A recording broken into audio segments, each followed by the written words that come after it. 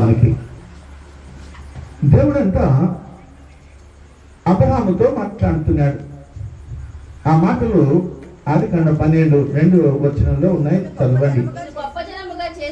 నిన్ను గొప్ప జనముగా చేసి నిన్ను ఆశీర్వదించి నీ నామాన్ని గొప్ప చేస్తాను. చాలు, నిన్ను నేను ఆశీర్వదిస్తాను, నిన్ను నేను దీవిస్తాను, నీ నామాన్ని గొప్ప చేస్తాను. దేవుడు మాట్లాడుతున్న మాట అండి. ఈరోజు ఆయన గొప్ప చేయకపోతే మనము గొప్పగా ఉండేవాళ్ళం కాదు.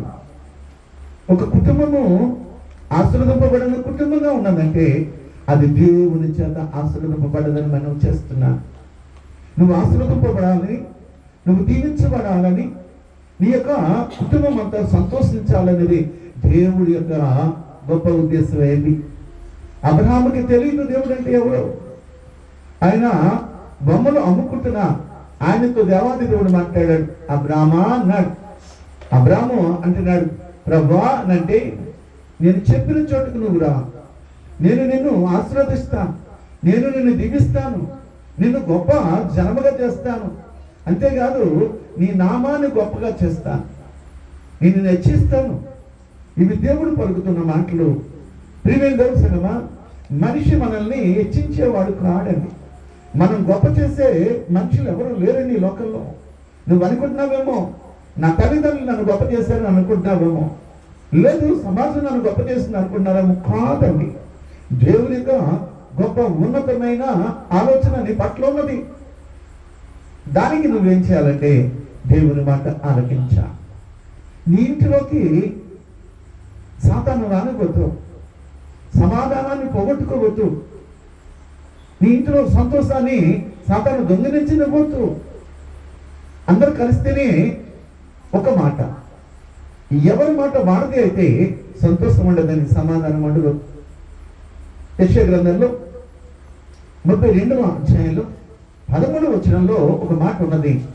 ఆ మాట మనం చదువుదాం. నా జనులు భూమిలో ఆనందపురములోని ఆనంద గృహములన్నిటిలో ఏంటమ్మా ముండ్ల తుప్పల. ఆనందకరమైన ఇంట్లో ముండ్ల తుప్పలు ఎందుకున్నాయి? ఆనందపురం అంట. నా జనుల ఇళ్లలో, నా జనుల భూమిలో, ఆనందపురములో, నా జనుల యొక్క ఇంటిలో ఎందుకు ముండ్ల తుప్పలు మొలిచాయి? బలు రక్కస చెట్లు ఎందుకు మొలిచాయి? ఆనందం ఏమైపోయింది? సంతోషం ఏమైపోయింది? సమాధానం ఏమైపోయింది? అది పోతుందన్నప్పుడు ఎందుకు ఆ సమాధానాన్ని మనం పొందుకోలేకపోతున్నాం? ఎందుకు? తన జనులే, దేవుని నమ్ముకున్న వాళ్ళమే, దేవుని చేత పిలువబడిన వాళ్ళమే. దేవుడు నేను ఆశీర్వదించాడండి, మరి ఎవరు ఆశీర్వదించలేదు. అంత ఆనందకరమైన ఆ ఇంటిలో ఈరోజు సమాధానం ఎందుకు లేకుండా పోయింది? సమాధానం నువ్వు ఎంటాడాలి. దేవుడే సమాధానం ఇచ్చేది. తగ్గించుకోవాలి. మనల్ని మనము హెచ్చించుకుంటే జరిగేది కాదు, దేవుడే ఇచ్చిస్తాడంటాడు. 1వ దినవృత్తాంతాల గ్రంథంలో 29వ అధ్యాయంలో 12వ వచనంలో ఉన్న మాట కానీ మనం చదివినట్లయితే దేవుని యొక్క మాట అక్కడ బాగా రాయబడి ఉంది. ఐశ్వర్యమును గొప్పతనమును నీ వలన కలుగును. మన చదువుదాము. ఐశ్వర్యము గొప్పతనమును నీ వలన కలుగును, నువ్వు సమస్తమును ఏలువాడమే అంటావు. సమస్తము ఏలేవాడు. అటువంటి ఆధిక్యత దేవాది దేవుడు ఇస్తాడండి. దేవుడు ఇచ్చినాడు. ఆ ఇంటిలో పనివారు తక్కువ మంది కాలేదు. దాసదాసీలు ఉన్నారట. సమృద్ధి అయిన ఆహారం ఉన్నది. ఆయన పేరు రాయబడలేదు కానీ ధనవంతుడు అని రాయబెట్టండి. ఎవరిచ్చారండి ధనము? ఎవరిచ్చారు ఐశ్వర్యము? ఎవరిచ్చారు అంత గొప్పతనము? అతను పేరు రాయబడలేదు, ధనవంతుడు అని రాయబడ్డది. ఆ పరిస్థితి చూస్తే దాసదాసీలు ఉన్నారంట. ఇలా చూడండి, సమృద్ధి అయిన ఆహారం ఉన్నదట. 2 కుమారులు దేవుడు ఆశీర్వదించాడు. యోబుని దేవుడు ఆశీర్వదించాడు. ఊసు దేశంలో అతని వంటి ధనవంతుడు ఎవరూ లేరు. దేవుని యందు భయభక్తులు కలిగి ఉన్నాడు. ఎవరండి ధనవంతుని చేసేది? నిన్ను హెచ్చించేది ఎవరు? ఆనంద పొలములో నా జనులు భూమిలో బలురక్కస చెట్లు మొలిచేయట, ముళ్ళ తొక్కులు మొలిచేయట. నీ జీవితంలో ముళ్ళ తొక్కులు ఎందుకు వచ్చాయి? బలురక్కస చెట్లు ఎందుకు మొలిచాయి? ఆనందకరమైన పొలమే కదా, ఆనందకరమైన ఇల్లే కదా. నీ జీవితంలో అటువంటిది ఎందుకు రావాల్సి వచ్చిందంటే దేవుని యొక్క ఆశీర్వాదాలు నువ్వు పోగొట్టుకుంటున్నావని మాత్రం నీకు తెలియజేస్తున్నా. పోగొట్టుకోవద్దు. ఇల్లు కట్టుకోవడం అంటే సామాన్యమైన విషయం కాదు. దేవుడిచ్చిన ఆశీర్వాదాలు, దేవుడిచ్చిన ఐశ్వర్యము నువ్వు కాపాడుకోవాలనంటే ఇంట్లో అందరూ కలిసి ఉండాలి. కలిసి ఉన్నప్పుడే సాతాను ఏమీ చేయలేదు. ధనవంతుడు, అటువంటి ఆ ధనవంతుడి ఇంట్లో ఇద్దరు కొడుకులు, పెద్దవాడు చిన్నవాడు. పెద్దవాడు పొలం చూస్తున్నాడు, చిన్నవాడు బాగా చదివినట్టున్నాడు. ఇంటిలో తక్కువేమీ లేదు. మాట్లాడితే ఫంక్షన్, మాట్లాడితే అందరూ చుట్టాలతో బంధువులతో ఆ ఇల్లు కలకల్లాడుతూ ఉంది. కలకల్లాడుతున్న ఆ ఇంట్లో సరిగ్గా చిన్న కుమారుడికి ఒక ఆలోచన వచ్చింది, దుష్ట ఆలోచన. ఏమంటాడంటే, తండ్రి నా ఆస్తిని నాకు ఇచ్చేయి, నేను వ్యాపారం చేసుకుంటాను, దూర ప్రాంతం వెళ్ళిపోతాను. దూర ప్రాంతం వెళ్ళిపోయాడు. ఆస్తి 2 ముక్కలు అయిపోయింది, వెళ్ళిపోయారు. పెద్ద కొడుకు తండ్రి దగ్గర ఉన్నాడు, చిన్న కొడుకు దూరంగా వెళ్ళిపోయాడు. ఏంటిది? బాగున్నదా? తండ్రికి సంతోషమా? తండ్రి ఆ కుమారుడు తిరిగి వస్తాడనే ఆ ఆశతో, ఆ కోరికతో ఎదురు చూస్తూనే ఉన్నాడు రోజంతా కూడా. ఎంత ఆనందకరమైన ఇల్లు అండి ఇది. ఏంటి తక్కువైంది? ధనవంతుడైనా ఏం తక్కువ చేశాడు దేవాది దేవుడు. 75వ కీర్తన భాగంలో 6వ వచనంలో ఉన్న మాట చదువుదాం. 75వ కీర్తన భాగము 6వ వచనము. తూర్పు నుండి అయినను, పడమటి నుండి అయినను, అరణ్యము నుండి అయినను హెచ్చు కలుగదు. నీకు ఎక్కడి నుంచి వచ్చిందండి హెచ్చు? ధనవంతులు, దాసదాసీలు ఉన్నారు, సమృద్ధి అయిన ఆహారం ఉన్నది, భూమి ఉన్నది, ఆస్తి గొప్పది. దేవుడే కార్యం చేయగలడండి. ఈరోజు నువ్వు హెచ్చింపబడ్డావంటే దానికి కారణం మనుషులు కాదు. మనం మనుషుల్ని బట్టి అతిశయిస్తున్నామా? దేవుని బట్టి అతిశయిస్తున్నామా? దేవుని బట్టి నువ్వు ఈ రీతిగా నేను ఉన్నావంటే, కుటుంబంలో దేవునికి గొప్ప కార్యాలు మనం చూస్తున్నామంటే దేవునికి వందనాలు చెల్లించాలి. దానిని కాపాడుకోలేదు. చిన్న కుమారుడు వెళ్ళిపోతున్నాడు, ఆలోచన వేరుగా ఉంది. వెళ్ళిపోయిన వాడు వెళ్ళిపోయినట్టుగా ఉన్నాడా? దుర్వ్యాపారం చేస్తాడంట. ఏదండి ఐక్యత? ఏది ఎక్కడ ఉన్నదండి ఐక్యత? ధనవంతుడైన వాడు, ఏది సమృద్ధిగా ఉన్నది, ఏది తక్కువ లేదు. అటువంటి గొప్ప కార్యాలు దేవాది దేవుడు నీ ఇంట్లో చేస్తున్నాడు. నువ్వు హెచ్చింపబడ్డావు, నీ కుటుంబం హెచ్చింపబడ్డది, నువ్వు దీవించబడ్డావు.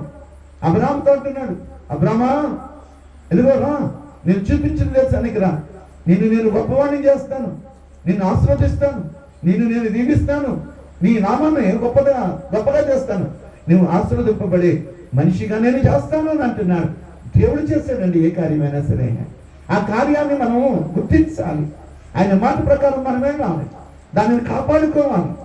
దాంట్లో సాతాను మధ్యలో దూరి ఆ చిన్న కుమారుడు అలాగైతే వేరు చేసిందో ఈరోజు కుటుంబాల్లో వేరైపోతున్న వాళ్ళు ఉన్నారు. జాగ్రత్త, అలా చేయొద్దు. అందరూ కలిసి ఉండాలి. నేను అనే అహంభావం ఉన్నట్లయితే, నేనే అన్నట్లుగా ఉన్నట్లయితే ఏమండి ఐక్యత ఉండదు. నేను కాదండి, దేవుడే నన్ను రక్షించాడు, ఎదుగు దేవుడే నన్ను బలపరిచాడు, ఈ రీతిగా నేను ఉన్నానంటే అది దేవుని యొక్క మహాకృపని మనం గుర్తించాలి. దేవాది తూర్పు నుంచి కానీ, పడమటి నుంచి కానీ, అరణ్యం నుంచి హెచ్చు కలగదండి. దేవుడే హెచ్చిస్తాడు. దేవాది దేవుడే నీకు ధన సమృద్ధి కలగజేస్తాడు. ఆరోగ్యం ఇచ్చేవాడు ఆయనే, దేవాది దేవుడే. 92వ కీర్తన 10వ వచనంలో ఉన్న మాట చదువుదాం. గురుపోతు కొమ్ము వలె నీవు నా కొమ్ము పైకెత్తితివి, క్రొత్త తైలముతో నేను అంటబడితిని. నేను అంటబడ్డాను, నన్ను ఆశీర్వదించావు. తైలం అంటే అభిషేకము. ఈ అభిషేకము ఎప్పుడైతే దేవాది దేవుడు నీకు ఇచ్చాడో నీకు ఒక గొప్ప బలం వస్తుంది, గొప్ప శక్తి వస్తుంది. గురుబోతు కొమ్ము ఎంత బలమైనదంటే అంత బలమైనదండి. తల బదలేసిపోయినా సరే అది ఢీ కొట్టడానికి ఇష్టపడుతుంది, అంత బలము గురుబోతు కొమ్ములో ఉన్న బలం అండి అది. అలాగ నన్ను హెచ్చించావు, నాకు బలపరిచావు, నన్ను దీవించావు, నన్ను హెచ్చించావు. ఏదండి హెచ్చించినప్పుడు చాలా జాగ్రత్తగా ఉండాలి కదా. హెచ్చించినప్పుడు నువ్వు దాన్ని నిలబెట్టుకోవాలి. ఎప్పుడైతే నిలబెట్టుకోలేదో దేవాది దేవుడు నీ నుండి వెళ్ళిపోవడానికి ఇష్టపడతాడు. సాతాను దానితో నీ ఇంటిలోకి ప్రవేశిస్తాడు. ఆనందకరమైన భూమి దేవుని భూమి, అది దేవుని ప్రజలే. అది ఆనందకరమైన పొలంలో బలురక్కస చెట్లు ఎందుకు మొలిసాయి, ముళ్ళ తొక్కలు ఎందుకు మొలిసాయి? దానికి కారణం ఏంటి? ఎందుకు మొలవండి? చేదు ఎందుకు మొలిసింది? నీ జీవితంలో అది రానివ్వద్దమ్మా, నీ జీవితంలో అది రానివ్వద్దు. నీ అందమైన సంసారంలో దేవునికి చోటు అహంభావానికి, అసూయకి, ద్వేషాలకి, నేనే గొప్ప, నేనే అన్నట్టుగా నువ్వు వెళ్తే ఎప్పుడు కూడా సంసారాన్ని కట్టుకోలేవు. తల్లిదండ్రులు నువ్వు బాగుండాలని దేవాలతలు నీ కొరకే ఆయన వాళ్ళు ఏడుస్తారు, నువ్వు హెచ్చించబడాలి, నువ్వు దీవించబడాలని. అయితే తల్లి యొక్క ప్రార్థన, తండ్రి యొక్క ప్రార్థన కంటే నిన్ను దేవుడు హెచ్చించాడు, నిన్ను పీల్చుకున్నాడు, నిన్ను ఏర్పాటు చేసుకున్నాడు. దేవాది దేవుడు నిన్ను ఎలా హెచ్చించాడు అంటే ద్వితీయోపదేశ కాండము 28వ అధ్యాయము 14వ వచనంలో అంటాడు. ద్వితీయోపదేశ కాండము 28వ అధ్యాయము 14వ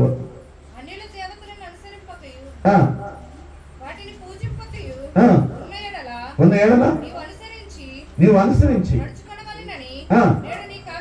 నేడు నేను నీకు ఆజ్ఞాపించిన నీ దేవుడైన ఆ యెహోవా ఆజ్ఞలను విని వాటిని అనుసరించి గైకొని ఎడల యెహోవా నిన్ను తలగా నియమిస్తాడని. యెహోవా నిన్ను తలగా నియమిస్తాడు. తలకున్న ఆలోచనే ఈ చేతులు కదలాలన్నా, కాళ్ళు నడవాలన్నా, ఏదైనా మాట మాట్లాడాలన్నా ఈ తల నుంచే అన్నీ వెళ్తాయి. అందుకనే దీనికున్న ప్రాముఖ్యత శరీరంలో మరి మిగతాంట్లకి లేదంటే ఉన్నది. కానీ ఇవన్నీ కదలాలి అంటే తలలో నుంచి ఆలోచన పుడతాయి. తలే కేంద్రంగా ఉంటుంది. అటువంటి కేంద్రంగా అంటే ముఖ్య స్థానంగా దేవాది దేవుడు నేను ఉంచుతాడు. నేను తలగానే ఉంచుతాడు కానీ తోకగా ఉంచాలని అంటున్నాడు దేవుడు. అంతగా నేను ఇచ్చేస్తున్నాడు.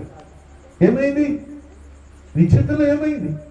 ఎన్నో కష్టాలు అనుభవించావు కదా, ఎన్నో నిందలు అనుభవించలేదా? అవన్నీ కూడా తీసేశాడు కదా దేవుడు. 66వ కీర్తన భాగంలో 12వ వచనంలో నీవు మొట్టమొదటి ఎలాగున్నావు అంటే నిందలు, అవమానాలు పడ్డావు. ఈ రోజు దేవుడు ఒక ఉన్నతమైన స్థానంలో నేను ఉంచలేదా? చదవండి. నరులు మా నెత్తి మీదకి ఎక్కినట్లుగా చేసితివి, మేము నిప్పులలోను నీళ్లలోనూ పడితిమి, అయినను మమ్మల్ని సమృద్ధి గల చోటికి ఈరోజు నేను తీసుకురాలేదా? నిందలండి, అవమానాలండి, ఆకలి తప్పులండి. ఏమండి రేపు ఎలాగా అనే పరిస్థితి అండి. రేపు పరిస్థితి ఏంటి? ఎలాగా? అటువంటి పరిస్థితుల్లో నుంచి దేవుడు నేను హెచ్చించలేదా?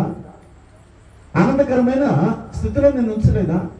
ఎక్కడో ఉండవలసిన నిన్ను ఒక మంచి స్థితిలో నిన్ను పెంచలేదా? దేవుడు నిన్ను పిలవలేదా? ఎక్కడో ఉన్నాడు.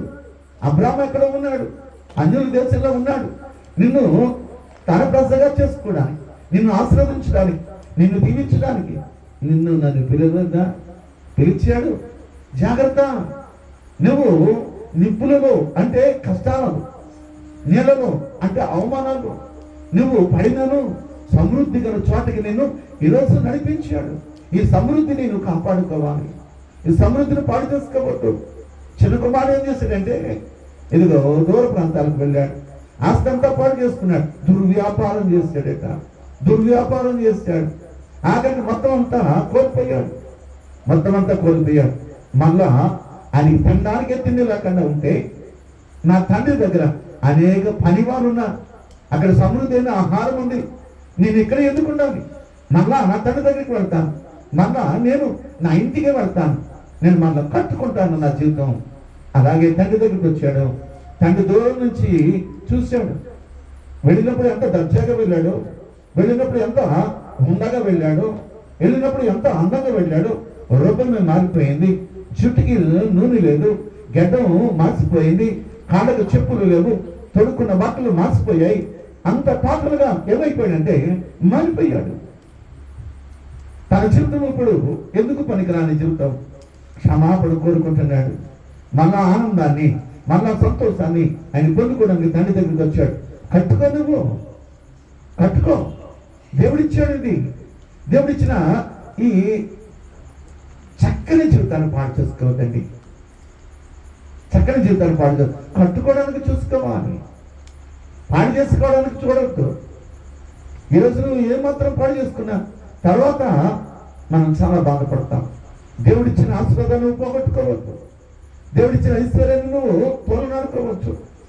దేవాది దేవుడు ఒక మంచి స్థితిని ఇచ్చాడు, మంచి పరిస్థితిని ఇచ్చాడు. చదువుదాం అదే మాట యెషయా గ్రంథంలో 32వ అధ్యాయంలో 13వ వచనంలో అంటాడు. పూర్తిగా చదవలేదు ఆ మాట. నా జనుల భూమిలో ఆనందపురములోని ఆనంద గృహముల అన్నింటిలో ముళ్ళ తుప్పలను బళ్ళు రక్కస చెట్లను పెరుగును పైనుండి మన మీద ఆత్మ కొమ్మరించబడి వరకు అలాగే ఉంటాము. ఈ స్థితి ఎలా ఉంది ఈరోజు? దేవుని యొక్క ఆత్మని మీద కొమ్మరించాలని, ఐక్యత, ఆనందము, సంతోషము రావాలని దేవుని వైపు తిరిగినవు. మనుషుల మాటలు కాదండి. దేవాది దేవుడు నిన్ను హెచ్చించినంత ప్రార్థన చేయి. సమస్య వచ్చిందా దేవుని దగ్గరికి వెళ్ళు. కొందరు రథాలు బట్టి, కొందరు గుర్రాలు బట్టి అతిశయిస్తారు. చాలా మంది అతిశయించారు, కానీ మనమైతే దేవుడిని అతిశయించాలి. వద్దండి. ఈరోజు ఆస్తున్నది రేపు కలిగిపోవచ్చు, రేపు మాయమైపోతుంది. దేవుని యందు విశ్వాసంతో నువ్వు నడిచేనట్లయితే, దేవునిలో నువ్వు ఉన్నట్లయితే, ఈ బలురక్కస చెట్లు, ఈ ముళ్ళ పొదలు నీ ఇంటిలో ఎందుకు మొలుస్తున్నాయి? నీ కుటుంబంలో ఎందుకు ఇవి వస్తున్నాయి? అవి మంచివా? ఏమన్నా ఉద్యానవనమా? ఇది ఉద్యానవనము కాదు, బలురక్కస చెట్లు. అవి ఉండొచ్చా? ముళ్ళ తొప్పలు ఉండొచ్చా? అవి మనిషికి హానే కదా. అలాంటి పరిస్థితి నీ చేతిలో రానివ్వదు. చెలుగుమాడు మరలా వచ్చాడు. ఇంటి దగ్గర పెద్ద విందు జరుగుతుంది, పెద్ద విందు జరుగుతుంది. పెద్ద కుమారుడు వచ్చాడు పొలం నుంచి. ఏంటి ఇక్కడ విందేంటి జరుగుతుంది? నాకు తెలియకన్నా అని అంటే, మీ తమ్ముడు వచ్చాడు, తమ్ముడు వచ్చాడు, జాగ్రత్త. ఇంటిలో నీకు బలం ఉంది, ఇంటిలో నీకు శక్తి ఉంది. అలాగని చెప్పి నా ఇష్టానుసారం అని ఎవరు కూడా ఊహించడానికి వీల్లేదు. తండ్రిని బలవంతం చేస్తాడు చిన్న కుమారుడు. నా ఆస్తి నాకు ఇస్తావా లేదన్నాడు. ఏం చేయాలి? ఇచ్చాడు. దూర ప్రాంతం వెళ్ళి పాడు చేసుకున్నాడు. పాడు చేసుకోవడానికి కాదండి, నీకు దేవాది దేవుడు ఆనందమైన గృహం ఇచ్చింది, ఆనందమైన పురం ఇచ్చింది. ప్రతి ఇంటిలోనూ కూడా ఇలాంటి పరిస్థితి ఉంది. ప్రార్థన సమయంలో నువ్వు ఇవ్వక, ఇప్పుడు పిల్లలకేమో టీవీలు పెట్టి, నువ్వేమో సెలవులు చూసుకుని, ఎందుకంటే ముళ్ళ పొదలు ఎందుకు మొలుస్తాయి? బలురక్కస చెట్లు ఎందుకు నీ చేతిలోకి వచ్చాయి? నిన్ను దేవుడు దీవిస్తానన్నాడే, నిన్ను దేవుడు దీవించలేదా? అయిపోయింది, ఆ పని అయిపోయిందండి. ఏది? అంతకుముందు దేవాది దేవుడు నిన్ను పరీక్షించి, ఏదైతే ఈ నీళ్లను, ఆ నిప్పులలో నువ్వు బాధపడ్డావో, అవమానాలు పడ్డావో, నరులు నీ నెత్తి మీదకి ఎక్కి తొక్కారో, అయినను నిన్ను సమృద్ధి గల చోటుకి ఈరోజు తీసుకొచ్చా. ఆ సమృద్ధి గల చోటుని నువ్వు ఎందుకు పాడు చేసుకున్నావు? ఐక్యత ఎందుకు పోగొట్టుకున్నా? నేను నా ఇష్టం అనుకుంటే జరుగుతుందా? అందరూ కలిసి ఒక ఆలోచనకి రావాలి, అందరూ కలిసి ముందుకు వెళ్దాం. ఉమ్మడి కుటుంబంలో ఇది తప్పనిసరి. వేరుకుంటే అది వేరే విషయం. ఏమండి, ఈరోజు దేవాది దేవుడు మనతో మాట, ఎందుకు ముళ్ళ పొదలు వచ్చాయి, ఎందుకు బలురక్కసి చెట్లు నీ తోటలకు వచ్చాయి, నీ జీవితంలోకి వచ్చాయి, నీ పొరుగులకు వచ్చాయి. ఇక్కడ 12 లక్షలు పెట్టి అందమైన ఈ తోట బట్టి మనం ఆనందిస్తున్నాం. కానీ మనుషుల్లో ఐక్యత లేకపోతే ఇంకేమున్నదండి? ఈ అందమైన తోట ఎందుకండి? ఎవరికి కావాలి ఇక్కడ? మనుషుల్లో సమాధానం లేకపోతే, మనుషుల్లో శాంతి లేకపోతే, మనుషుల్లో నెమ్మది లేకపోతే ఎవరికి కావాలి? ఎందుకోసం ఈ జీవితం? ఉన్న జీవితాన్ని, దేవాదేవుడు ఆశీర్వదించిన జీవితాన్ని నిలబెట్టుకోవాలండి. దేవాది దేవుడు మాట్లాడుతున్నాడు నీతోటి. నీకు తెలియటం లేదా? నీకు నాకు తెలుస్తుంది. నేను దేవుళ్ళు ఆనందించడానికి దేవాది దేవుడు పిలిచాడు. యెషయా గ్రంథం 43వ అధ్యాయం 2వ వచనం చదువుదాం. యెషయా గ్రంథం 43:2. నువ్వు జలములలో బడి దాటినప్పుడు నేను నీకు తోడు లేనా? నేను నదులలో బడి వెళ్ళినప్పుడు అవి నీ మీద పొర్లి పడకుండా నిన్ను నడిపించలేదా? ఏ స్థితి? నీ స్థితి ఏంటి? నీ పరిస్థితి ఏంటి? నువ్వు జలంలో పడి వెళ్ళావు. ఇశ్రాయేలులు సముద్రపు మధ్యలో నడిచి వెళ్ళావు. దేవుడు జలాన్ని 2గా చేసి మధ్యలో ఆరిన నేలలో నడిపించిన దేవుడు అంటే నిన్ను నడిపించలేదా? అవేమన్నా నీ మీద పారేయా నువ్వు చనిపోవడానికి? ఈరోజు ఒక ఉన్నతమైన స్థానంలో నేను ఉన్నాను. దేవుడిని ఉంచాడు, దానిని కాపాడుకోవాలి. జాగ్రత్త. గర్వం రానివ్వద్దు, అహంభావం రానివ్వద్దు. నేనంటే నేను వద్దు, ఆ మాటే వద్దు. అందరూ కలిసి ఒక నిర్ణయానికి రావాలి. కుటుంబం నడిపించాలంటే, కుటుంబంలో సమాధానం కావాలంటే అందరి యొక్క ఆలోచన ఏకమవ్వాలి. చిన్న కుమారుడు యొక్క ఆలోచన వేరైపోయింది, అని బయటికి వెళ్ళిపోయాడు. ఇప్పుడు ఆనందము, ఆ ఇంట్లో మనలో సంతోషము. తండ్రి నన్ను క్షమించు, పరలోకానికి విరుద్ధంగాను, దేవునికి విరుద్ధంగాను, నీకు విరుద్ధంగా నేను పాపం చేశాను. జాగ్రత్త. ఎక్కడ తప్పు జరుగుతుందో ఆ తప్పును మనం సరి చేసుకోవాలి. ఒకడంటే ఒకడు కాదు. నీ వల్లే అని ఇదే మాట. నీ వల్ల కాదండి, దేవుని వల్ల జరుగుతుంది. ఏదైనా దేవుడు రక్షించలేదా నీకు? తూర్పు నుంచి ఏమైనా వచ్చేసిందా? పడమ నుంచి ఎవరైనా తీసుకొచ్చేసారా? నీకు డబ్బిచ్చేసారా? ఏ రోజు ఒక ఉన్నతమైన స్థానంలో దావాది దేవుడు నన్ను ఉంచాడంటే దానికి కారణం ఎవరంటే నీ దేవుడే. నిన్ను హెచ్చించాడు, ఆయన తలగా ఉంచాడు. నువ్వు దేవుని మాట విన్నావు కాబట్టి దేవుని పక్కన పెట్టి నేనే గొప్ప అనుకుంటే జాగ్రత్త. అనేక మంది ఇలాగే అనుకున్నారు, మరి సింహాసనాన్ని కోల్పోయారు. నెబుకద్నెజరు ఏమన్నా అంటే ఈ వైభవం నాదే, నా వల్లే 7 సంవత్సరాలు గడ్డి తినిపించాడు. 7 సంవత్సరాలు గడ్డి తినిపించాడు. గొప్ప అనుకోవద్దు. గొప్పగా ఇచ్చిన దేవాది దేవుడిని నువ్వు ఆయనను ఆరాధించు. జాగ్రత్త. నీ జీవితాన్ని కట్టుకో. వాక్యం అన్నది దేవాది దేవుడు నీతో మాట్లాడుతుంటే నువ్వు సరి చేసుకోవాలంటే ఇది వాక్యం. ఈ వాక్యంతో నేను సరి చేసుకుంటాను. నేను సరిదిద్దుకుంటాను. జాగ్రత్త. ఏమొచ్చినమ్మా? 4 రోజుల నుంచి పాస్టర్ గారి దగ్గరికి వచ్చి చెప్తుంది, నాకు బుర్ర తిరిగిపోతుంది అని. ఈవిడ పక్కనే వడ్లపూడి పెద్ద హాస్పిటల్ పెట్టారండి. వెళితే చెక్ చేయరా? ఏమండి, దేవుడు ఇంకా మనకి మంచి అవకాశాలు ఇచ్చాడు. వాళ్ళ ఉచితంగా మందులు ఇస్తారండి.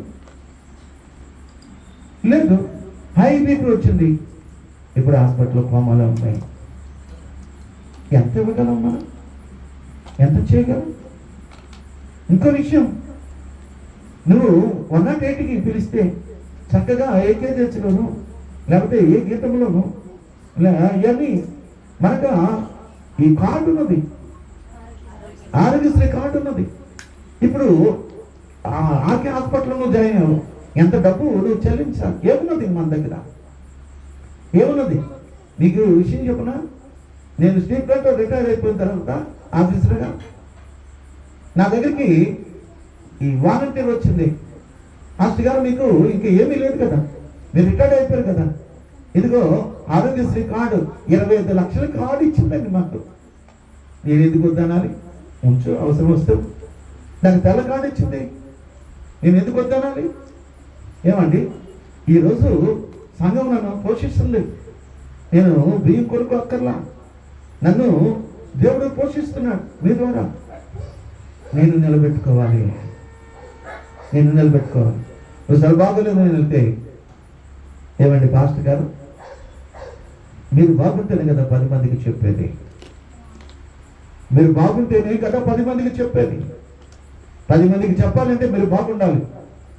వేళకి తినండి, వేళకి నిద్రపోండి. ఒక మంచి కార్యం మీరు చేస్తున్నారు. అనేక మందికి మీరు బోధిస్తున్నారు, అనేక మందిని దేవుని దగ్గర నడిపిస్తున్నారు, అనేక మంది మారు మనసు కలిగి ఉన్నారు. వాళ్ళ జీవితాలు బాగున్నాయంటే మనం చాలా జాగ్రత్తగా ఉండాలి. ఈరోజు సాక్ష్యం పోగొట్టుకోకూడదు.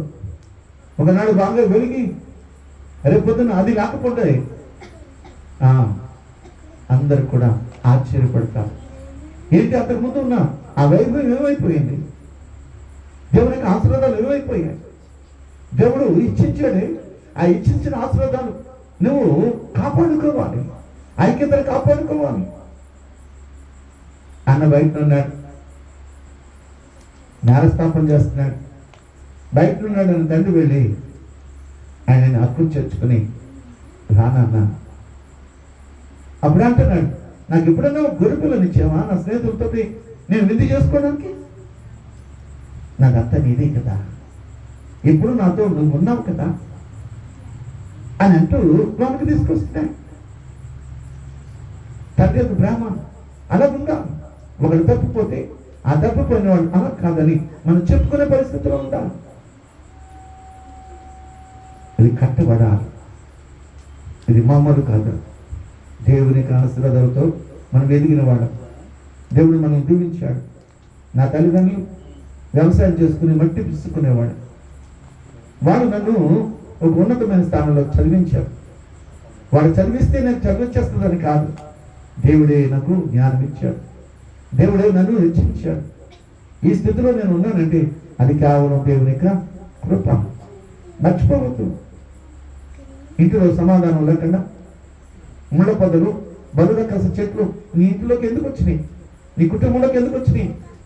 ఇది ఆనందపురం కాదా? దేవుడు ఆశీర్వదించిన గృహం కాదా?